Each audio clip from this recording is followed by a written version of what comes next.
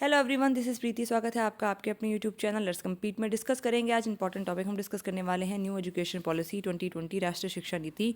Definitely इस topic से question पूछे जाएंगे। केवीएस में सीटेट का एग्जाम आप देते हैं, उसमें भी हमेशा क्वेश्चन पूछे जाते हैं। किसी भी टीचिंग एग्जाम्स में जो आपकी एनईपी है 2020, उससे क्वेश्चन पूछे ना जाए, ऐसा हो नहीं सकता। तो अब मैं आज बहुत ही सिंपल तरीके से पॉइंट वाइज आपको बताऊंगी बेसिकली राष्ट्रीय शिक्षा नीति में क्या क्या पॉइंट्स इंक्लूड करेंगे। चलिए शुरू करते हैं, टाइम वेस्ट नहीं करते। फर्स्ट पॉइंट है the new education policy replaces the previous national policy on education 1986। जो ये नई एजुकेशन पॉलिसी है वो 1986 की जो हमारी प्रीवियस एजुकेशन पॉलिसी है उसको पूरी तरीके से रिप्लेस कर देगी। इस सबसे पहले जो एजुकेशन पॉलिसी हमारी आई थी 1968 में, उसके बाद आपकी 1986, फिर इसमें भी कुछ सुधार किए गए थे आई थिंक 1992 में, और उसके बाद अब जा कर के 2020 में जो है नई एजुकेशन पॉलिसी 2020 जो है लागू करी गई है। The policy aims to transform India's education system by 2030। इस पॉलिसी का जो मेन मकसद है वो ये है कि 2030 तक इंडिया का पूरा एजुकेशन सिस्टम ट्रांसफॉर्म हो जाएगा, पूरी तरीके से चेंज हो जाएगा। अब बच्चों को पढ़ाना इतना आसान नहीं है और खुद टीचर बनना इतना आसान नहीं है। इस तरीके के नॉर्म्स को सेट किया गया है बेसिकली आपके राष्ट्रीय शिक्षा नीति में, जिससे और कुछ इसी तरीके से आपको, मतलब ऐसे नहीं कि जैसे पहले पढ़ाते थे कि रट्टा मारो और आपका काम हो गया, नहीं। अब आपको पूरी डेडिकेशन के साथ और activity based learning, experiential based learning, वो सब करा के बच्चों को पढ़ाना होगा। तो ये पूछा जाएगा क्वेश्चन, कब तक ये टारगेट रखा गया है कि वो एजुकेशन सिस्टम को ट्रांसफॉर्म करेंगे? तो 2030 तक। चेयरपर्सन कौन है? डॉक्टर के कस्तूरी रंगन चेयरपर्सन है, याद रखेंगे आप, इंपॉर्टेंट है। हमेशा पूछा जाता है कि चेयरपर्सन कौन है राष्ट्रीय शिक्षा नीति 2020 के। 31 मई 2019 को जो है इसका ड्राफ्ट जो है बनाया गया था के कस्तूरी रंगन द्वारा। अब इसके कुछ एम्स देख लेते हैं, है क्या चीज़ ये। About 2 crore out of school children will be brought back into mainstream under NEP 20। लगभग 2 करोड़ बच्चे जो है अ, जो बच्चे शिक्षा नहीं ले पा रहे हैं उन बच्चों को आप मेन स्ट्रीम के अंदर लेके आएंगे। पहला चीज़ ये है, इस पे बहुत ज़्यादा फोकस करा गया है राष्ट्रीय शिक्षा नीति में कि लगभग 2 करोड़ बच्चे जो पढ़ नहीं रहे हैं, एजुकेशन से वंचित है, उनको आप मेन स्ट्रीम में लेके आओ, मतलब उनको पढ़ाओ। और कब तक लेके आओ? 2025 तक। वैसे तो ये बोला गया है कि तब तक हमको लेकर आना है, बाकी देखते हैं कब तक ये पूरा हो पाता है। MHRD renamed as education ministry. अब MHRD पहले जो शिक्षा मंत्रालय था वो MHRD के अंतर्गत आता था, लेकिन अब उसको पूरा नाम ही चेंज कर दिया, उसको एजुकेशनल मिनिस्ट्री कहा जाएगा, शिक्षा मंत्रालय कहा जाएगा। अब हम बात करते हैं एजुकेशन सिस्टम की, जिससे सबसे ज़्यादा क्वेश्चन आपके पूछे जाते हैं। एजुकेशन सिस्टम कैसा था? देखो, सबसे पहले बात करेंगे प्रीवियस एजुकेशन सिस्टम की, जिससे आप लोग में से काफ़ी लोग पढ़े हुए होंगे और हम लोग भी पढ़े पढ़े हुए हैं बेसिकली। तो 10+2 का सिस्टम पहले लगता था। 10+2 का मतलब क्लास 10th होगी 10, और 2 हो गया आपका 11th और 12th, ठीक है। जो 10 ईयर्स की है, अगर मैं बात करूँ 10+2 में जो 10 है वो कितने साल का है? वो बेसिकली 10 ईयर्स का है, जिसमें 6 से 16 साल के बच्चे आते हैं, और जो 2 ईयर्स हैं उसमें 16 से 18 साल के बच्चे आते हैं। लेकिन अब ये पूरा का पूरा सिस्टम जो है, जैसे मैंने अभी बताया आपको, पूरा चेंज होगा। अब बेसिकली हमारा एजुकेशन सिस्टम क्या है उसको देख लेते हैं। अब जो हमारा एजुकेशनल सिस्टम है वो बेसिकली 4 कैटेगरीज में डिवाइड होगा: fundamental stage, preparatory stage, middle stage और सेकेंडरी स्टेज। अब ये है क्या? देखो भाई, पर इसको थोड़ा सा मैंने डिटेल में भी एक्सप्लेन करूँगी, क्योंकि इंपॉर्टेंट है आपके लिए ये स्टेजेस को समझना, और हर स्टेजेस में बच्चे से क्या क्या एक्सपेक्ट किया जाता है ये भी मैं आपको बताऊंगी। सबसे पहले आती है आपकी fundamental stage. Fundamental stage basically 2 भागों में मैंने डिवाइड करी है, 3 और 2, मतलब टोटल ये हो गई 5 साल की आपकी, ठीक है। कितने साल की हो गई भाई फंडामेंटल स्टेज? 5 ईयर्स की। प्रिपरेटरी स्टेज आपकी कितने साल की होगी? 3 ईयर्स की हो गई।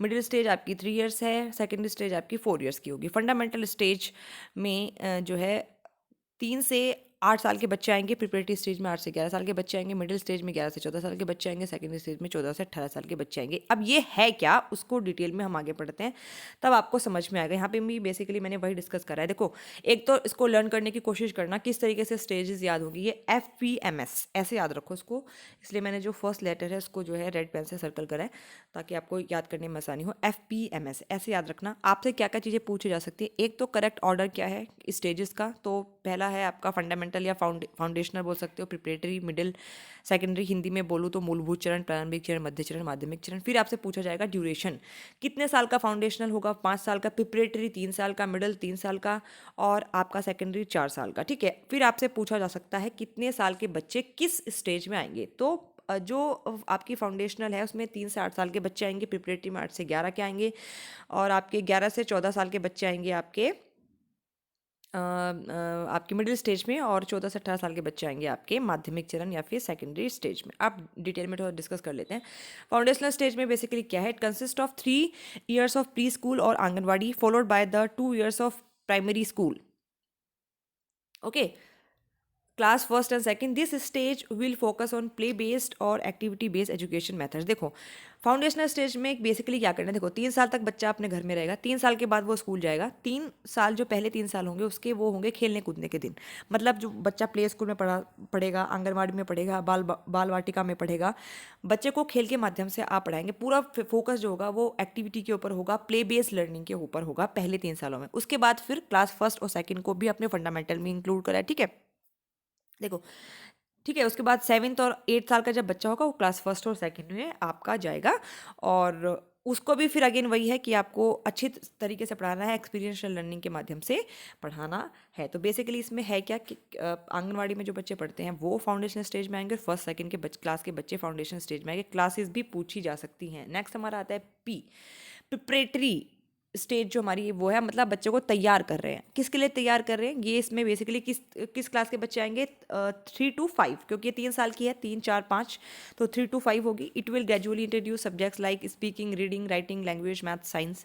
बच्चे धीरे धीरे कॉन्सेप्ट पे पकड़ बनाना शुरू करेंगे अपने रेस्पेक्टिव सब्जेक्ट के, उनको पढ़ना आ जाएगा। उनको हम ये एक्सपेक्ट करते हैं कि बच्चे पढ़ पाएँ और बच्चे जो है बोल पाएँ। ठीक है, और बच्चे के जो है उसमें न्यूमरेसी पावर डेवलप हो, इस पर बहुत ज़्यादा फोकस करा गया है राष्ट्रीय शिक्षा नीति में कि न्यूमरेसी मतलब उनके अंदर आनी चाहिए। अब देखो क्या होता है कि बच्चे जो है 3rd 5th में आ जाते हैं, कितने बच्चों को पढ़ना नहीं आता, कितने बच्चों को बेसिक मैथ्स की कैलकुलेशन नहीं आती, स्पीकिंग करनी नहीं आती। तो आपको जो जो हर स्टेज में जो जो आपके टारगेट्स हैं उनको आपको अचीव करना है। आपकी 3rd स्टेज आती है मिडिल स्टेज, इसमें क्या होगा, it will introduce students to abstract concept of subject. जब अब बच्चा मिडिल स्टेज में आता है तो हम उससे ये उम्मीद करें कि वो एब्स्ट्रैक्ट अमूर्त चीज़ों को भी समझ पाए। ठीक है, क्लास 6 to 8 के बच्चे इसमें आएंगे, क्योंकि ये भी 3 साल की अगेन होती है। तो 6, 7, 8, 3 साल 6 से 8 साल के बच्चे मिडिल स्टेज में आएंगे, ये भी आपकी 3 साल की होती है। फिर आपकी आती है सेकेंडरी स्टेज जो कि होगी 4 साल की। इसमें आते हैं क्लास 9 से 12, 9, 10, 11, 12। अब हम बच्चे से क्या उम्मीदें करेंगे कि these 4 years of study are intended to inculcate multi disciplinary study coupled with depth and critical thinking. देखो हम ये मान के चल रहे हैं कि बच्चा जब इस स्टेज में पहुंचेगा, आपकी जो लास्ट स्टेज है सेकेंडरी स्टेज, तो बच्चा जो है एक तो मल्टी डिसिप्लिनरी अप्रोच डेवलप कर ले, मतलब कई सारे सब्जेक्ट्स को मिला करके पढ़ना सीख ले, हर सब्जेक्ट को दूसरे से कनेक्ट करना सीखे। ठीक है, और क्रिटिकल थिंकिंग बच्चे के अंदर डेवलप हो जाए। ये थी कुछ स्टेजेस। अब बात करते हैं कुछ और पॉइंट्स की, इंपॉर्टेंट पॉइंट्स की, जो हमें डिस्कस करने हैं आपके साथ। Focus on 21st century skills, CDP। जो राष्ट्रीय शिक्षा नीति है वो किसके ऊपर फोकस करती है, 21st सेंचुरी स्किल्स बच्चे के अंदर डेवलप होनी चाहिए, इसके ऊपर जो है बहुत ज़्यादा जो है फोकस किया गया है। 21st सेंचुरी स्किल किसको कहा गया है, CDP को। किसको कहा गया है भाई, CDP है क्या, C for critical thinking, D for decision making और P फॉर प्रॉब्लम सॉल्विंग। ठीक है, तो CDP ये 3 चीज़ें आपको याद रखनी है। किसके ऊपर फोकस करा गया है, क्रिटिकल थिंकिंग बच्चे के अंदर डेवलप करानी है, डिसीजन मेकिंग बच्चे के अंदर डेवलप करानी है, प्रॉब्लम सॉल्विंग बच्चे के अंदर डेवलप करानी है। पूछा जाएगा, इंपॉर्टेंट है। C for critical thinking, D for decision making, P for problem solving. Focus on holistic development, cap. अब ये बेसिकली कैप क्या है, देखो होलिस्टिक डेवलपमेंट पे फोकस करती है, मतलब कैप के ऊपर फोकस करेगी, कैप डोमेन के ऊपर बेसिकली फोकस करेगी। है क्या, कॉग्निटिव, अफेक्टिव और साइकोमोटर डोमेन के ऊपर आपको फोकस करना है। होलिस्टिक डेवलपमेंट बच्चे का करेंगे, सिर्फ आप बच्चे को रटाएंगे नहीं, पढ़ाएंगे नहीं, सिर्फ किताबी ज्ञान नहीं देंगे। बच्चे का मॉरल डेवलपमेंट होगा, सोशल डेवलपमेंट होगा, इमोशनल डेवलपमेंट होगा, फिजिकल डेवलपमेंट होगा, एवरीथिंग, मतलब पूरा बच्चे का विकास होना चाहिए, सिर्फ किताबी ज्ञान नहीं चलेगा। Focus on 360 degree assessment, most important है। मल्टी डायमेंशनल असेसमेंट होगा ये, 360 डिग्री असेसमेंट के ऊपर जो है ये फोकस करती है, मतलब पूरा विकास, पूरा असेसमेंट करो। आकलन कैसा होगा, सिर्फ किताबी शिक्षा का नहीं होगा, अगेन वही है होलिस्टिक डेवलपमेंट, संपूर्ण विकास बच्चे को होगा। तो आकलन कैसा होगा, उसका संपूर्ण हर पक्षों में बच्चों का आकलन करना आपको पड़ेगा। पक्ष क्या क्या है, सेल्फ असेसमेंट, बच्चा सेल्फ असेसमेंट, ये 2 बार लिख दिया मैंने। सेल्फ असेसमेंट, बच्चा जो है सेल्फ असेसमेंट कर पाए, मतलब खुद का आकलन भी कर पाए। एक पीयर असेसमेंट, बच्चे के जो साथी हैं वो भी बच्चे का आकलन करेंगे, और टीचर तो करेगा ही, हम लोग तो करते हैं, वो तो हमेशा ही रहेगा। तो सेल्फ असेसमेंट, पीयर असेसमेंट और टीचर असेसमेंट, ये पूछा जाता है कि जो रिपोर्ट कार्ड बनेगा आपका कैसा बनेगा, वो 360 डिग्री असेसमेंट पर रिपोर्ट कार्ड बनेगा। मतलब सिर्फ नंबर नहीं दिए जाएंगे, उसके बाद वो किस किस क्षेत्र में बच्चे ने कैसा किया, उसका मोरल डेवलपमेंट है वहाँ पे आप ग्रेड दोगे, उसका सोशल डेवलपमेंट है वहाँ पे आप ग्रेड दोगे, उसने कुछ वोकेशनल ट्रेनिंग हासिल करी है, क्या है, हर पक्ष को आप देखेंगे। ठीक है, ये तो जब एक्चुअली रिपोर्ट कार्ड बनेगा, किस तरीके से बनेगा, जब चीज़ें प्रैक्टिकली होंगी तब देखते हैं। अभी तो ये चीज़ें पेन पेपर के ऊपर है। ठीक है, चलिए नेक्स्ट है, assessment should be flexible not rigid. जो असेसमेंट होगा वो फ्लेक्सिबल है, रिजिड नहीं होगा, कठोर नहीं होगा। ऐसा नहीं होगा कि उसमें आप परिवर्तन नहीं कर सकते, परिवर्तन की संभावनाएं हैं। Focus more on formative assessment, बहुत ज़्यादा इंपॉर्टेंट है। जो राष्ट्रीय शिक्षा नीति 2020 है वो फॉर्मेटिव असेसमेंट के ऊपर फोकस करिए। मतलब there is a shift from summative to formative assessment. Summative assessment क्या होता है? बेसिकली समेटिव असेसमेंट है, आप वीडियो जाकर के देख सकते हैं, मैं ऑलरेडी डिस्कस करा चुकी हूँ, जो आप बेसिकली बच्चे को इवेल्युएट करने के लिए करते हैं। मतलब लास्ट जो डिसीजन बनाने के लिए करते हैं ना, जो जिसमें मार्क्स मिलते हैं बेसिकली, जब एक फाइनल टर्म्स के एग्जाम होते हैं कि भाई आपको इस तरीके से जो है लिखना है, उसके बाद आपको मार्क्स मिल जाएंगे और उसका फर्दर कोई टीचर जाके उसको करेक्शन उसमें नहीं करता, तो उसको हम क्या कहते हैं, समेटिव असेसमेंट। और फॉर्मेटिव में जो है बच्चे की जो गलतियां हैं, जो कमियां हैं, टेस्ट लेने के बाद पता चलती है, उनको करेक्ट किया जाता है। तो बेसिकली जो फोकस है वो फॉर्मेटिव असेसमेंट के ऊपर है। तो एक there is a drastic shift between summative to formative assessment. फिर अब बात करते हैं परख की। परख क्या है? परख बेसिकली एक बॉडी होगी, असेसमेंट यूनिट होगी, जो कि आकलन किस तरीके से किया जा रहा है उसके ऊपर निगरानी रखेगी। परख, परख में जो अल्फ़ाबेट्स है, इन सब के मीनिंग्स हैं वो देख लेते हैं है क्या। P for performance, A for assessment, R for review, A for analysis, K for knowledge, for H for holistic development। ये एक assessment unit होगी। तो परख क्या है? assessment unit है। Performance assessment, review, analysis, knowledge for holistic development, ये question आपसे पूछा जा सकता है। Focus on reduction in curriculum content, enhance essential learning and critical thinking, that is reduction to core concept. ये कहा गया है राष्ट्रीय शिक्षा नीति में कि आपको बच्चे का करिकुलम छोटा करना पड़ेगा, और करिकुलम का ही पार्ट होता है सिलेबस जो हम बुक के अंदर पढ़ते हैं। बाकी करिकुलम के अंदर तो बहुत सारी चीज़ें आ जाती है, वो अपना अपना एक वॉस्ट कॉन्सेप्ट है। तो आपको क्या करना है? बेसिकली उसको छोटा करना है, बस्ते को भारी नहीं करना। ये नहीं है कि आप बेकार के चैप्टर आपने इंक्लूड कर रखे हैं बुक्स में, बेकार का ज्ञान दे रहे हैं, नहीं। कोर कॉन्सेप्ट बच्चों को पढ़ाओ, जितना ज़रूरी है उतना पढ़ाना है, ज़रूरत की चीज़ें बच्चों को पढ़ानी है, अननेसेसरी चीज़ें आप नहीं पढ़ाएंगे। तो ये है बेसिकली इंपॉर्टेंट पॉइंट। ठीक है, चलिए एनसीईआरटी, अब ये थोड़ा सा ब्लर है पर आई होप आपको दिख जाए फिर भी। चलिए देख लेते हैं। NCERT will develop a national curricular and pedagogical framework for early childhood care and education. जो एनसीईआरटी है वो डेवलप करेगी early childhood care and education के एक नेशनल करिकुलर फ्रेमवर्क, वो बेसिकली डिज़ाइन कर रहे हैं। ठीक है, एक नया करिकुलम आएगा जो early childhood care and education है उसके लिए। NCPFECCE इसको कहा जाएगा, for children up to the age of 8। ये याद रखेंगे कि एनसीईआरटी डेवलप करने वाली है। क्या डेवलप करेगी? National curricular and pedagogical framework for early childhood care and education. ये बेसिकली इसकी कंप्लीट जो है फुल फॉर्म है। ठीक है, ये याद रखना है। फिर NETF, ये क्या है? नेशनल एजुकेशनल टेक्नोलॉजी फोरम बनेगा एक, ये बोला गया है। ऐसा फोरम जहाँ पे आप ओपन डिस्कशन करेंगे टेक्नोलॉजी के ऊपर। अब आप टेक्नोलॉजी से भाग नहीं सकते, अब ये नहीं कह सकते भाई मुझे यूट्यूब चलाना नहीं आता, मुझे स्मार्ट बोर्ड चलाना नहीं आता है, मुझे टेक्नोलॉजी का यूज़ करना नहीं आता। अब आपको टेक्नोलॉजी यूज़ करनी ही पड़ेगी, और ये एक तरीके से अच्छा भी है। जितना अच्छा बच्चे जो है टीचिंग एड से सीख पाते हैं उतना ब्लैक बोर्ड से नहीं सीख पाते, तो काइंड ऑफ टीचिंग एड ये यूज़ होगा। ठीक है, तो NETF बनाया जाएगा, मतलब नेशनल एजुकेशनल टेक्नोलॉजी फोरम, जहाँ पे डिबेट्स होंगी, ओपन डिबेट्स होंगी, डिस्कशन होंगे, जहाँ पे सब लोग डिस्कस कर सकते हैं कि किस तरह की क्या क्या टेक्नोलॉजी है, नई टेक्नोलॉजी जो कि हम शिक्षा के क्षेत्र में यूज़ कर सकते हैं। Vocational integration from class 6 and onwards important है। बच्चा जो है 6 से ऊपर की क्लासेस में, क्लास 6 से लेकर के जो हायर क्लासेस में वोकेशनल इंटीग्रेशन, उसको वोकेशनल ट्रेनिंग्स कराई जाएंगी, उसके व्यवसाय से रिलेटेड चीज़ें उसको सिखाई जाएंगी, ताकि बच्चे जब स्कूल से बाहर निकले तो उनके पास सिर्फ किताबी ज्ञान ना हो, उनके पास इतनी नॉलेज होनी चाहिए ताकि वो कम से कम एक वोकेशनल में आप एक वोकेशन कोर्सेज में आपकी मास्टरी हो, ताकि आप कुछ कमा सके, कुछ खा सकें। ठीक है, चलिए no rigid separation between arts and science. सबसे बढ़िया पॉइंट जो मुझे पर्सनली लगा है कि no rigid separation between arts and science, between curricular and extra curricular activities between vocational and academic streams. अब ऐसा कहा जा रहा है कि कोई रिजिड सेपरेशन नहीं हो कि भाई आर्ट्स आर्ट्स और साइंस आपको लेनी है, साइंस के बच्चे फिजिक्स केमिस्ट्री मैथ्स पढ़ेंगे, आर्ट्स वाले जो है वही अपनी सोशल साइंस है, हिस्ट्री है, जो भी आपकी हिस्ट्री जोग्राफी, आपका सिविक्स है, पॉलिटिकल साइंस है, ये सब। अब ये कह रहे हैं कि भाई अब आप अपनी मर्जी से आप ले सकते हैं, मतलब एक फिजिक्स पढ़ने वाला बच्चा बेकरी की क्लासेस भी ले सकता है, एक साइंस सोशल साइंस पढ़ने वाला बच्चा साइंस भी पढ़ सकता है। ऐसा हमें बेसिकली इस पॉलिसी से समझ आ रहा है। बाकी जब चीज़ें एक्चुअली में लागू होंगी हम तब इसको देखेंगे कि ये क्या किस तरीके से लागू होता है, ठीक है।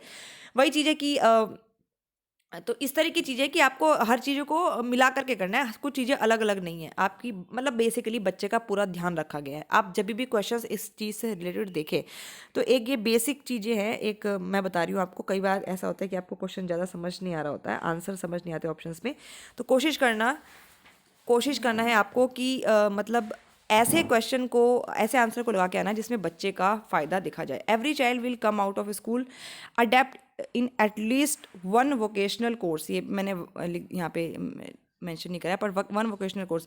जब एक बच्चा स्कूल से बाहर आएगा तो वो एटलीस्ट एक वोकेशनल कोर्स में पारंगत होगा, मतलब उसको स्कूल से बाहर जाने के बाद ऐसा नहीं है कि उसको सिर्फ किताबी ज्ञान है, उसको हर चीज़ की मतलब एक ट्रेनिंग उसको होगी और जिसमें वो अपना जो है खा सकता है, कमा सकता है।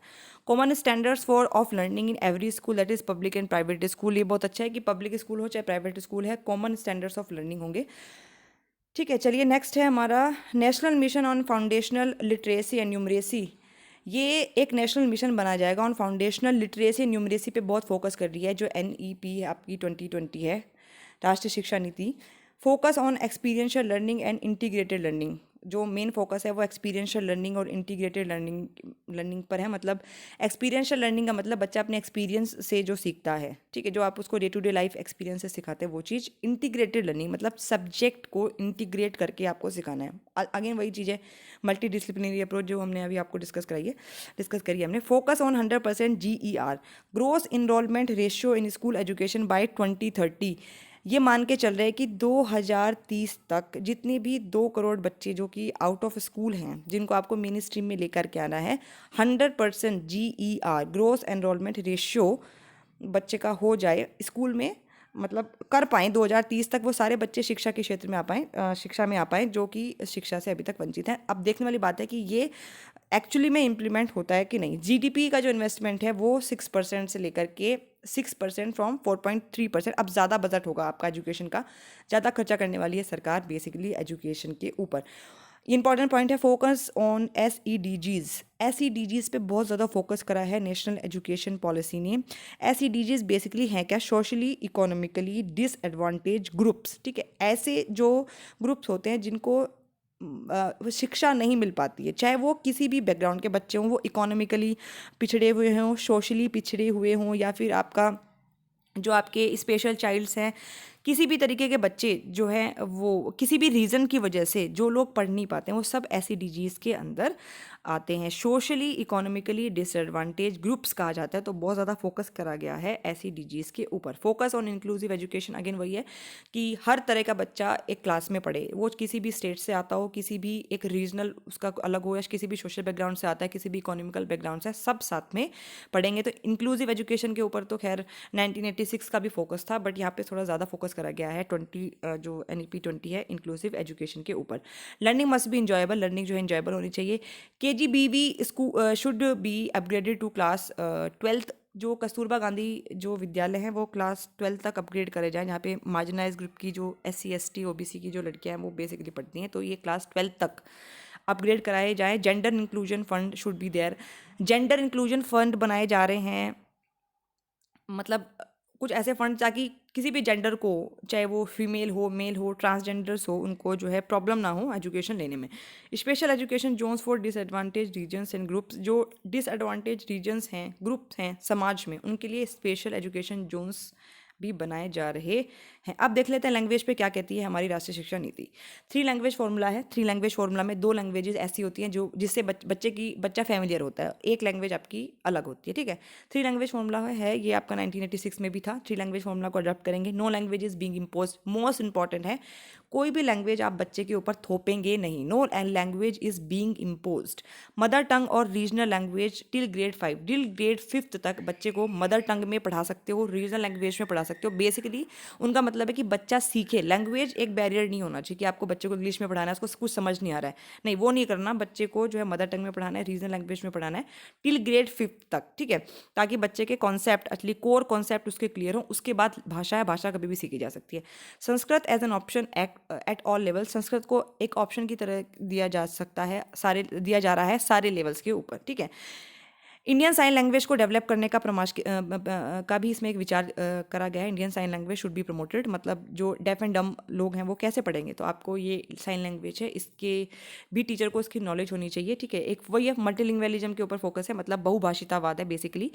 जो आपका जितनी सारी भाषाएं हैं उनको जब आप इकट्ठा करके पढ़ते हैं, इंटीग्रेट करके पढ़ते हैं, बेसिकली ये चीज़ है मल्टीलिंगुअलिज्म, ठीक है। नेक्स्ट, टीचर एजुकेशन के बारे में क्या कहती है राष्ट्रीय शिक्षा नीति। NCFTE 2021 national curriculum framework for teacher education will be formed by NCTE। NCTE क्या करती है, जो टीचर्स एजुकेशन है उसका करिकुलम बनाती है, जबकि NCERT आपका जो बच्चे हैं उनका करिकुलम बनाती है, ये याद रखना। तो national curriculum framework for teacher education will be formed by the NCTE। NCFTE 2021 इसको कहा जाएगा। Minimum degree qualification for teaching will be a 4 year integrated course. अब जो है 2 साल की बीएड से कुछ नहीं होने वाला है, बेसिकली 4 साल का आपको पूरा इंटीग्रेटेड कोर्स करना पड़ेगा टीचर बनने के लिए। अच्छा, ये 2003 आपका 2030 तक है बेसिकली, ठीक है। 2030 के बाद ये सब चीज़ें अप्लाई होंगी। NPST national professional standards for teachers will be developed. Teachers के लिए NPST डेवलप करी जाएगी, नेशनल प्रोफेशनल स्टैंडर्ड्स होंगे टीचर्स के लिए। मतलब अब ये नहीं है कि आपका एक्सपीरियंस के आधार पे आपका प्रमोशन हो जाएगा, नहीं, आपका जो एकेडमिक है, आपका प्रोफेशनली आपने कितना अच्छा किया, वो सब चीज़ें देख करके आपके जो प्रोफेशन है उसमें भी डेवलपमेंट होगा। नेक्स्ट है NCFSC 2020-21 will be develop by NCERT। National curricular framework for school education develop किया जाएगा NCERT के द्वारा। Robust and transparent process for recruitment of teachers and merit based performance, जैसे अभी मैंने बताया, एक स्ट्रॉन्ग और ट्रांसपेरेंट प्रोसेस होगा रिक्रूटमेंट का, ठीक है। आप टेस्ट लिए जाएंगे, यानी कि आप मेरिट के बेसिस पे भर देंगे, नहीं, प्रॉपर एक चैनल होगा जिसके थ्रू आप जो है आप टीचर बनेंगे। मतलब टीचर बनना आसान नहीं है, डिफिकल्ट हो गया। मेरिट बेस्ड के ऊपर आपका जो प्रमोशन होगा वो भी अब मेरिट के बेस पे नहीं होगा, आपके परफॉर्मेंस के बेसिस पे होगा, ठीक है।